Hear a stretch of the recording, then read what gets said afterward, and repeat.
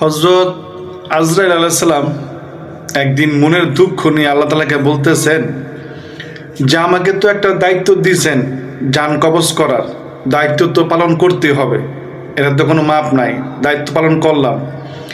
কিন্তু মানুষ তো আমাকে তার মুখে মুখে রাখবে, মানুষ তো আমাকে দোষারোপ করবে যে আজরাইল আলাইহিস সালাম আমার ছেলেটা কি দেখলো, তার কি এমন বয়স হয়েছে, তার জানটা কবজ করলো। আজরাইল আলাইহিস সালাম আমাদের এলাকায় নজর পড়ছে, আজরাইল আলাইহিস সালাম এটা করছে, আমার ছেলেটা এটা করছে। মানুষ সারাক্ষণ শুধু আমাকে দোষারোপ করবে মৃত্যুর কারণ নিয়ে।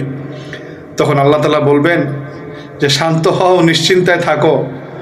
যখন আমি কোনো বান্দাবান্দিকে মৃত্যু দেব, মৃত্যু দেওয়ার এমন একটা কারণ দেব যে সে ওই কারণের পিছিয়ে পড়ে থাকবে, তোমার কথা তার আর মনে থাকবে না, তোমার কথা বলবে না। কি কারণ? বলবে যে ডেঙ্গুতে মারা গেছে, বলবে করোনা হয়ে মারা গেছে, অ্যাক্সিডেন্টে মারা গেছে, অমুক অসুখে মারা গেছে, স্ট্রোক করে মারা গেছে। এই কারণ নিয়ে তার আলোচনা করে থাকবে, তোমার কথা সে আলোচনা করবে না, বলবে না। তো আল্লাহ তাআলা আমাদের যখনই আমাদেরকে মৃত্যু দান করুক, ইমানের সহিত মৃত্যু দান করুক, আমরা এই কামনাই করি।